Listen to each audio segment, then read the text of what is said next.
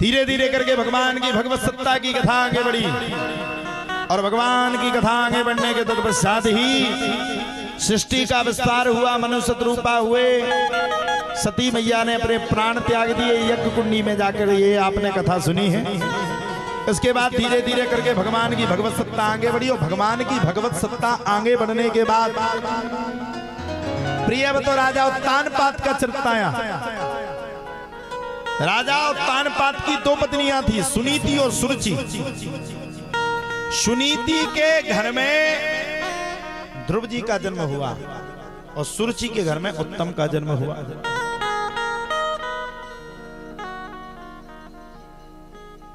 सुनीति और सुरुचि, उत्तम जी महाराज और ध्रुव जी महाराज, ये दोनों परस्पर में भाई भाई हैं। ध्रुव जी का चरित्र पूर्ण हुआ, ध्रुव जी ने तपस्या की, भगवान ने दर्शन दिए, ये था ध्रुव चरित्र। प्रियव्रत के चरित्र में आगे चल करके भगवान की भगवत सत्ता आगे बढ़ी। ऋषभ देव का जन्म हुआ, जड़ भरत का जन्म हुआ, जड़ भरत के बाद भरत जी का जन्म हुआ। ये 3 जन्मों की कथा।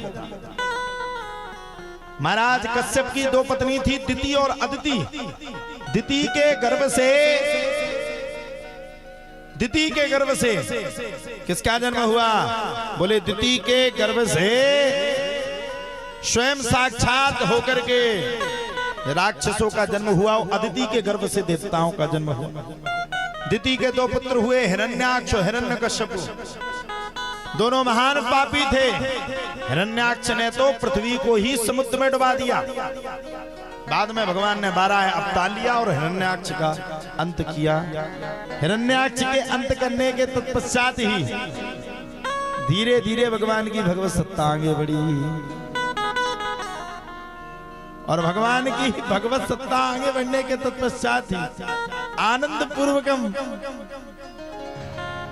घनश्याम तेरी बंसी, भगवान की भगवत सत्ता आगे बढ़ने के तत्पश्चात ही हिरण्यकश्यपु ने अपने भाई का प्रतिशोध लेने के लिए महान तपस्या की और इसने तो भगवान से खूब वरदान मांग लिए। न दिन में मरू, ना रात में मरू, ना सुबह मरू, ना शाम को मरू, ना पृथ्वी में बनाए हुए आपकी माया में से किसी भी माया से ना मरू, पृथ्वी के कण-कण में ना मरू, किसी की बात सुन करके ना मरू। कहते ना राक्षस के घर में भगवान का जन्म भी होता है। भगवान के एक भक्त आए जिनका नाम था प्रहलाद। प्रहलाद ने भगवान का गुणगान किया तो हिरण्यकश्यपु ने हर जगह से फेंका। हिरण्यकश्यपु की एक बहन का नाम था, क्या नाम था? हिरण्यकश्यपु की एक बहन का नाम था महाराज होलिका। होलिका भगवान को लेकर के चल पड़ी और भगवान को लेने के बाद प्रहलाद जी को लेने के बाद जलाना शुरू किया तो खुद जल गई। प्रहलाद जी बच गए। भगवान ने नरसिंह अवतार लेकर के प्रहलाद जी का अंत करते हुए हिरण्यकश्यपु का अंत किया। आगे चल करके गजेंद्र मोक्ष की कथा आई और देवासुर संग्राम आया और सुखदेव बाबा से राजा परीक्षित ने पूछा, भगवान कथा सुनते सुनते हमें 4 दिन पूर्ण हो गए, अब कृपा करके यह बतलाइए, मैं भगवान श्री कृष्ण के जन्म की कथा को सुनना चाहता हूं। जब जन्म की बात कही तब तो प्यारे कहा जाता है सुखदेव बाबा ने भगवान कृष्ण के जन्म से पहले भगवान राम का जन्म करवाया। राम जन्म की कथा पहले सुनाई। अब पूछो कृष्ण जन्म की कथा क्यों नहीं सुनाई पहले? राम जन्म की कथा इसलिए सुनाई, भगवान श्री कृष्ण की 16,108 पटरानियां थी। कितनी थी भगवान कृष्ण की पटरानियां? अगर तुम्हारी 5 घरवाई हो गई तो मैं कड़िको को करके खा जाए। इसलिए कथा सुनो कृष्ण की, लेकिन मर्यादा रखो राम की। रघुकुल रीत सदा चली आई, रघुकुल रीत सदा चली आई, रघुकुल रीत सदा चली आई, रघुकुल रीत सदा चली आई, रघुकुल रीत रघुकुल रीत, रघुकुल रीत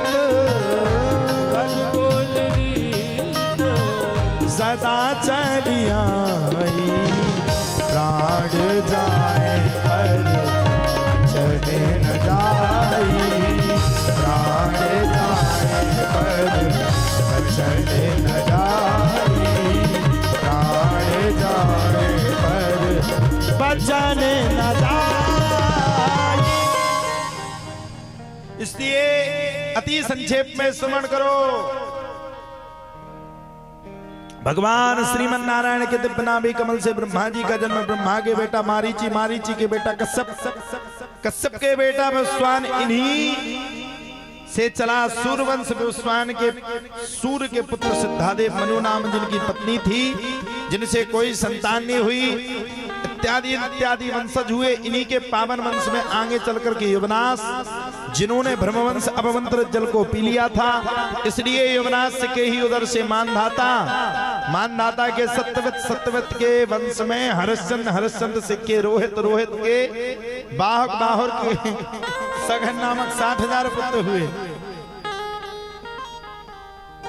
सगर के पुत्रों ने अश्वमेघ यज्ञ किया और अश्वमेघ यज्ञ में घोड़ा को राजा इंद्र ने कपिल देव के आश्रम में बांध दिया, तो उल्टा सीधा किया तो कपिल देव के नेत्र खुले और उन्हें को भस्म कर दिया।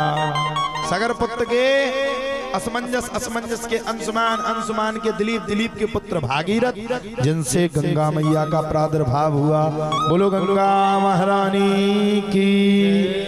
सभी सगर पुत्रों का उद्धार हुआ। शुक्राचार्य जी कहते परीक्षित इन्हीं भागीरथ के वंश में आगे चल के ऋतुपर्ण, ऋतुपर्ण के सौदास, सौदास के अस्मत, अस्मत के नारी कवच, नारी कवच के खड़वांग, खड़वांग के दिलीप, दिलीप के पुत्र रघु, जिससे चला रघुवंश, रघु महाराज के बेटा अज, अज के बेटा दशरथ, और दशरथ के घर में रामनवमी के समय पर ठीक 12 बजे रामलला सरकार का प्रकट उत्सव हुआ। बोलो रामलला सरकार की। विप्रधन सुर संत है लीन मनुज अवतार, निज इच्छा निर्मित तनु माया गुण गोपाल, सियावर रामचंद्र की। सुखदेव जी कहते हैं राजन अब चंद्रवंश की परम पुण्यमयी कथा को स्मरण करो। भगवान नारायण के नाभि कमल से ब्रह्मा, ब्रह्मा के बेटा अत्रि, अत्रि के बेटा चंद्रमा, जिनसे चला चंद्रवंश। चंद्रमा के बेटा बुद्ध, बुद्ध के बेटा पुरुरवा, पुरुरवा का दूसरा नाम एल राजा था। इन्हीं के आगे चल करके आयु, शतायु, सत्यायु, राजा विजय आदि 6 पुत्र हुए। इसी वंश में वसुदेव जी का जन्म हुआ। राजा कंस बड़ा भारी आताताई था। राजा कंस के वंशज में, यानी कि वंश में, राजा कंस ने अपने स्वयं के पिता को बंदी गृह में डाल दिया और चचेरी बहन देवकी का विवाह वसुदेव जी के साथ कर दिया। और जब छोड़ने के लिए गया तब आकाशवाणी ने कहा, हे राजन, देवकी की 8वीं संतान तेरा काल होगी। काल के डर के कारण राजा को बड़ी चिंता हुई और राजा ने रानी को जेल में डाल दिया, कारागृह में डाल दिया। 1 से लेकर के 6 पुत्रों को मार दिया और 7वें पुत्र के रूप में संकर्षण भगवान आए। अब 8वें पुत्र के रूप में भगवान को आना था। भादों का मास था, कृष्ण पक्ष था। रात्रि के समय में खूब घनघोर बरसात हो रही थी। ठीक भादो मासे कृष्ण पक्षे रोहिणी नक्षत्र में धड़ाधड़ बरसात के बीच में रात्रि के ठीक 12 बजे भगवान ने नंद के घर में जन्म लिया। बोलो नंद के लाला की।